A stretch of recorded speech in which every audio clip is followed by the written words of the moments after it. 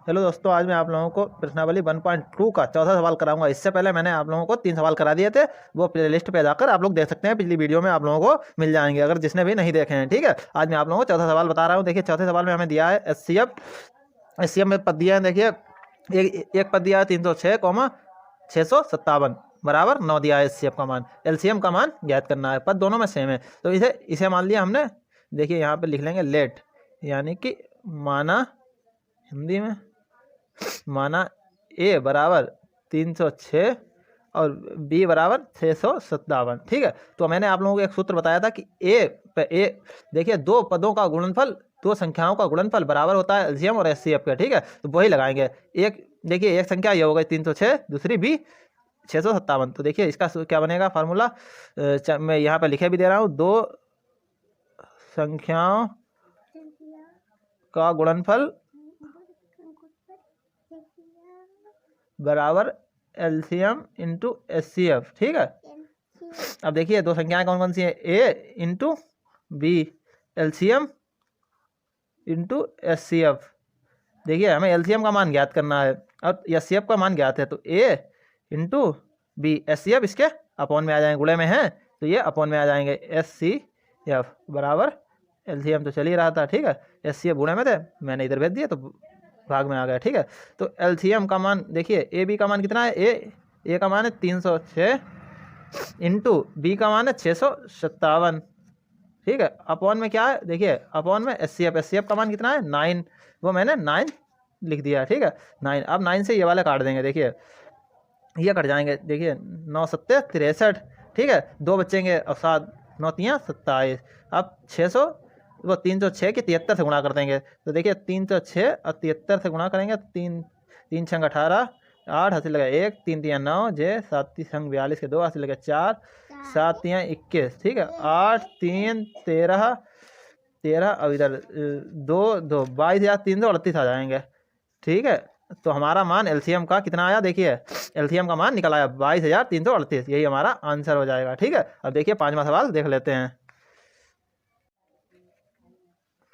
देखिए, पांचवा सवाल हमें दे रखा है, जांच कीजिए कि क्या किसी प्राकृत संख्या n के लिए संख्या 6 की पावर n अंक 0 पर समाप्त हो सकती है। तो किसी भी 0 पर समाप्त होने वाली संख्या का देखिए 5 अभाज्य गुणनखंड को होना अनिवार्य है, क्योंकि यहाँ पे देखिए लिख लीजिए, कोई भी 0 पर समाप्त होने वाली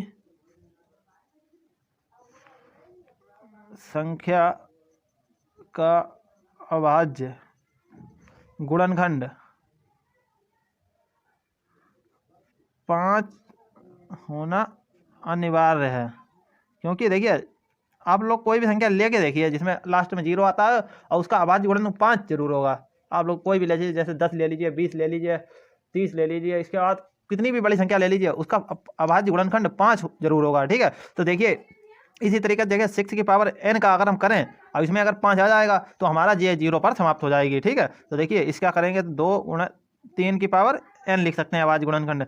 लेकिन देखिए अभी तक बिल्कुल खोल लें, 2 की पावर भी n कर लिया, 3 की पावर भी n, तो यहाँ पर देखिए 6 की पावर n का कोई भी अभाज्य गुणनखंड 5 नहीं है। देखिए इसमें कहीं पे 5 आया नहीं, तो इस तरह प्रकार लिख लेंगे 6 की पावर n, कॉमा लगाएंगे, का कोई भी अभाज्य गुणनखंड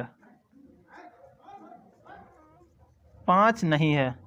5 नहीं है, 5 होता तो ठीक है, 5 नहीं है, इसलिए क्योंकि यहाँ पे क्योंकि लगा लीजिए, इसलिए 6 की पावर n कभी भी 0 यानी कि ब्रैकेट में लिख लीजिए 0 पर समाप्त नहीं हो सकता है।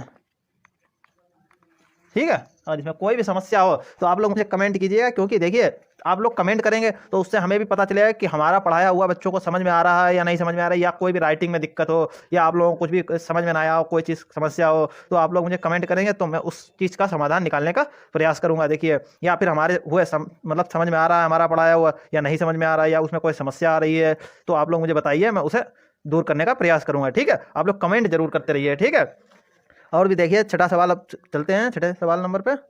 ये छठा सवाल हमें दे रखा है, व्याख्या कीजिए कि 7 × 11 × 13 + 13 और 7 × 6 × 5 × 4 × 3 × 2 × 1 + 5 भाज्य संख्याएं क्यों हैं। ठीक है, तो ये हमें याद करना है। तो सबसे पहले वाले को हम सबसे पहले लिख लेते हैं।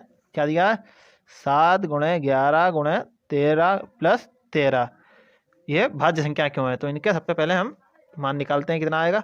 ये 7 की 11 से गुणा की कितने हो गए, 77 77 हो गया। 70 की 13 से गुणा की तो 13 7 91 का 1 हासिल लगे 9, 13 7 91 9 100, यानी कि 1001 + 13। ठीक है, तो यहाँ पे कितना हो जाएगा 1014। ठीक है, अब इसका अभाज्य गुणनखंड कर लें।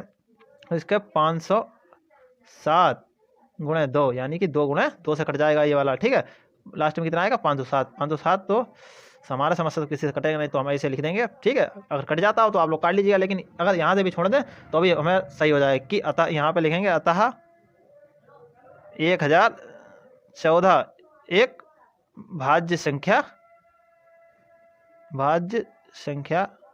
है, इसलिए 7 × 11 × 13 + 13 एक भाज्य संख्या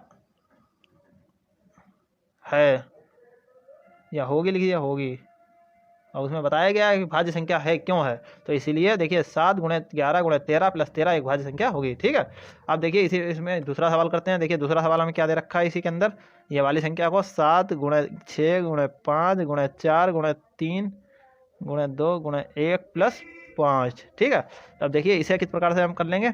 देखिए इस प्रकार से 2 1 × 2 2 3 6 6 चौक 24 24 पंजे 120 120 की 6 से गुणा के 12 छंग 72 72 की 7 से गुणा की 7 दूनी 14 के 7 दूनी 14 के 4 हासिल लगे 7 दूनी 14 के 4 हासिल लगे 1 और 7 7 49 और 1 50, यानी कि 504 + 5। ठीक है, तो यहाँ पे क्या लिख सकते हैं, देखिए ये तो हो गया 2 3 6 6 चौक 24 24 पंजे 120 112 छंग 72 72 72 की 7 दूनी 14 के 4 हासिल लगा 1 7 7 49 1 50। ठीक है, ये वाला एक जीरो जो हमारा 120 वाला चल रहा था, तो ये हो गया 5040। अब इसके बाद इसमें इससे गुणा कर दी। देखिए ये वाला 5 जोड़ दिया तो 5045। ठीक है, 5045। अब हम इसका अभाज्य गुणनखंड कर लें। अभाज्य गुणनखंड किससे कर सकते हैं, देखिए 5 से पहले सबसे मैंने काट लिया 5 × 5, देखिए 5 × 5 0 0। ठीक है, 5 9 45। ठीक है, यहाँ पे लेकिन पूरा कट गया इसलिए 0 बढ़ाया। ठीक है, तो हमारे कितने हो जाएंगे, 5 की 1009 से गुणा करने पर हमारी भाज्य संख्या प्राप्त हो जाएगी। तो यहाँ पर लिखेंगे अतः 5045 एक भाज्य संख्या है।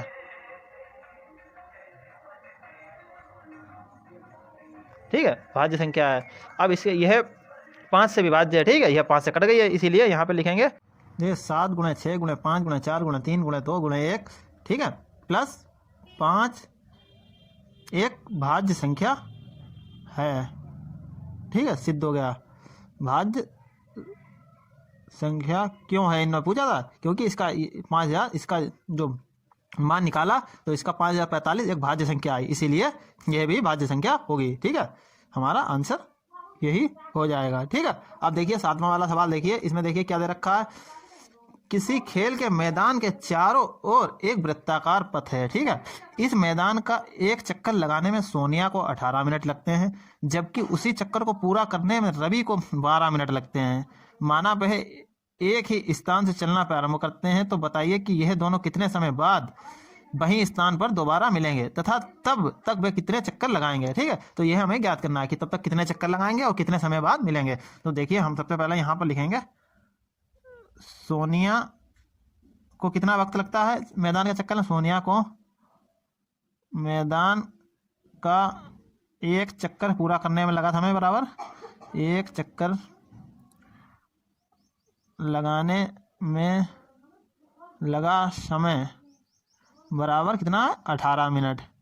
ठीक है, इसी प्रकार रवि को कितने मिनट लगे, रवि को मैदान का एक चक्कर हमें इसी प्रकार देखिए लिख दिया। ठीक है, लगा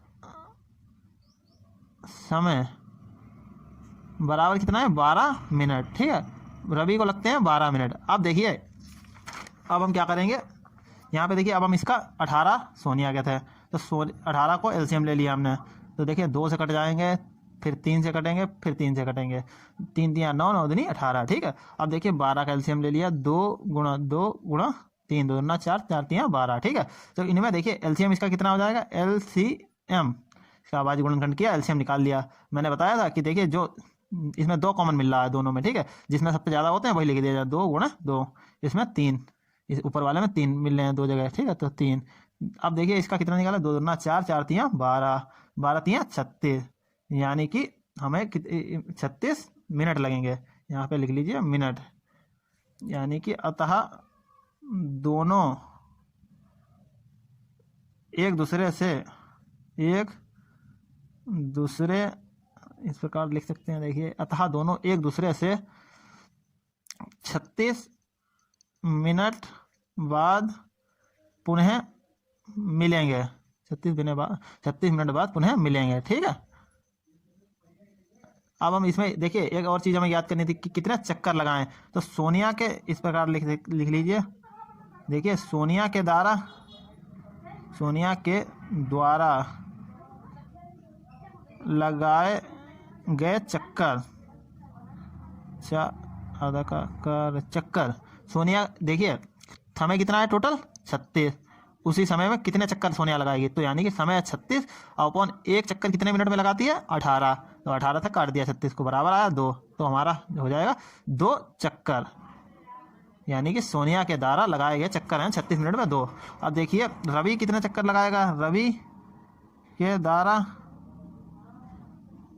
लगाए गए चक्कर, रवि के द्वारा देखिए कितना चक्कर, रवि भी 36 मिनट बाद पुनः मिला, तो 36 मिनट, और एक चक्कर कितने मिनट में लगाता है 12, तो 12 से काट दिया, 12 3 36, यानी कि रवि 3 चक्कर मारेगा 36 मिनट में, ठीक है। तो देखिए अगर आप लोगों के आंसर भी यही आ रहे होंगे, मिला लीजिएगा। और कोई दिक्कत है, अगर कहीं पे भी कुछ भी त्रुटि आप लोगों को लग रही है, या कुछ भी समझ में नहीं आ रहा है, या कहीं पे कुछ भी मिस्टेक आप लोगों को महसूस हो रही है, कुछ समझ में नहीं आ रहा है, तो आप लोग मुझे कमेंट कीजिएगा, मैं और भी बढ़िया तरीके से समझाने का प्रयास करूंगा। और ठीक है, आप लोग कमेंट करते रहिए, क्योंकि कमेंट से हम लोगों को पता चलता रहता है कि हम लोगों का पढ़ाया हुआ कुछ बच्चों का समझ में आ रहा है कि नहीं। ठीक है, आपकी एक्सरसाइज 1.2 पूरी हो गई। आज के लिए इतना रखते हैं, ठीक है, धन्यवाद।